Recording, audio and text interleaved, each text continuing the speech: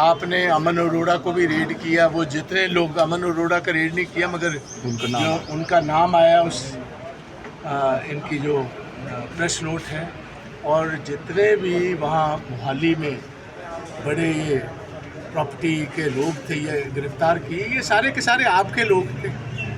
और सीधा का सीधा इनका चीफ मिनिस्टर के साथ और चीफ मिनिस्टर का जो पीएस है सीएमओ का, उसके साथ तो अलग था, अरोड़ा के साथ तो अलग था।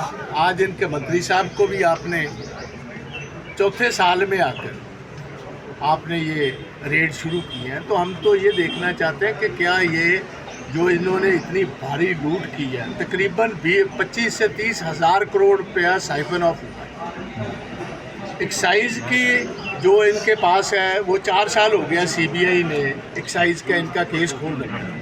आज के दिन तक इन्होंने, जो इनका फाइनेंस मिनिस्टर है और एक्साइज मिनिस्टर है, वो किसी जगह पर केस ही नहीं गया था। चीफ सेक्रेटरी को इन्वेस्टिगेट किया हुआ ईडी ने, इनका कमिश्नर एक्साइज इन्वेस्टिगेट किया हुआ है। मुझे तो ऐसे लग रहा है जैसे सभी अपोजिशन स्टेट्स में कि ये लूप होल ढूंढ लेते हैं और फिर ये इंतज़ार करते रहते हैं कि क्या पॉलिटिकल हमारा इसके साथ क्या समझौता होगा, क्या ये वॉशिंग मशीन में जाएगा केस इनका सभी का। अब यहाँ तो तय तक पहुँचे। हमारा तो कहना है कि हज़ारों करोड़ रुपए इनके जो बाहरले मुल्कों में गए हुए हैं, क्या वहाँ तक ये तहकीकात कर पहुँचेंगे लास्ट मैन तक? मुझे तो खदशा है। चीफ मिनिस्टर अभी भी आज भी वो कह रहे हैं कि बीजेपी ने कराया, बीजेपी का बीजेपी सेंटर में है तो बीजेपी ही कराएगी और कोई एफबीआई तो करेगी नहीं। बम ब्लास्ट भी वो करेगी हुई। चलो, ये तो अगर बम ब्लास्ट उन्होंने किया है तो मैंने तो उस दिन ये साफ तौर कहा था भगवंत मान को, बहुत सीरियस चार्ज है ये चीफ मिनिस्टर का। वो होम मिनिस्टर भी है, बॉर्डर का सूबा है। अगर बीजेपी ने करवाया है तो पंजाब के लोगों के सामने तथ्य रखें, और तथ्य ही ना रखे एफआईआर दर्ज करवाएं और गिरफ्तारी करवाएं उन बीजेपी लीडर्स की। ऐसा ही ऑपरेशन लोटस पहले साल में किया, केस रजिस्टर किया, 12-14 लोग इनके एमएलएस गए, इनके मंत्री गए विजिलेंस ऑफिस में, केस रजिस्टर करने के बाद कोई एक आदमी की गिरफ्तारी नहीं हुई, कोई आज के दिन तक उसका चालान पुटअप नहीं हुआ। आप मुझे बताओ ऑपरेशन लोटस का आपने क्या किया? ऐसे ये है इसका भगवंत मान का। दलजीत दोसांझ का भी आज पोस्टर आए हैं सामने कि सांडा पंजाब करके कोई पार्टी करो भाई मीटिंग दोसांझ जाने पड़ेगा कुछ पंजाब की पॉलिटिक्स में। वो तो दिलजीत दोसांझ ही बिचा। भाजपा के दफ्तर के बाहर बड़े बड़े पोस्टर लगा दिए गए कि बंगाल के बाद अब पंजाब की बारी। आप इसको किस तरीके के साथ देखते हैं? पंजाब की बारी का क्या मतलब? जीत बंगाल हमने जीत गया, पहली बार सरकार बना ली, अब पंजाब में पहली बार अपने दम पे सरकार बना के दिखाएंगे। कैंपेन लॉन्च कर दिया हमने। हर पार्टी यही कहती है, हर पार्टी यही कहती है। जो भी पार्टी उठेगी कोई ऐसी आएगी जो कहेगी कि हमने पंजाब पर कब्जा लिया। भारत पंजाब भी यही कह रहे हैं, वो पुनर सुरजीत वाले भी यही कह रहे हैं, बादल साहब भी यही कह रहे हैं। लेकिन सर डिस्प्ले जैसे कर रहे हैं, कांग्रेस में तो ऐसा कोई दावा वाला पोस्टर बैनर नहीं लगा। हमें दावा करना नहीं है क्योंकि हम दिलों में रहते हैं पंजाब के लोगों के, और पंजाब के लोगों को पता है कि ऑल्टरनेटिव अब आपका कांग्रेस ही। हमें दावा तो उन लोगों को पेश करना पड़ता है जो सही मायने में लोगों के दिल में भी कमज़ोर है, ऑन ग्राउंड कमज़ोर है। Thank you. हमारा ये चलिए, thank you sir, thank you, thank you, thank you.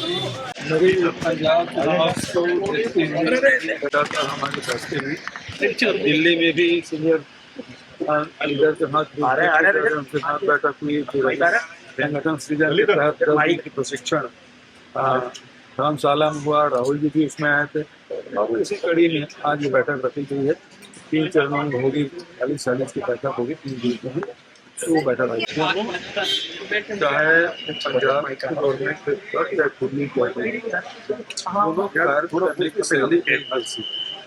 दोनों एक ही थैली के चलते बच्चे हैं। जहाँ मान सरकार है वो विजिलेंस का दुरुपयोग करती है, सबसे पर्चा डालती है।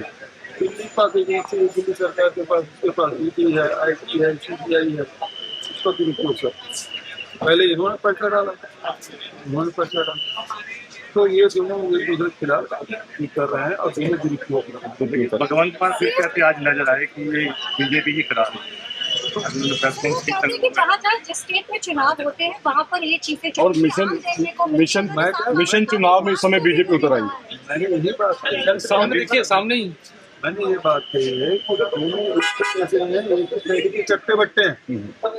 ये आम आदमी पार्टी जो है वो बीजेपी की टीम है, कार्यशैली में कोई अंतर नहीं है।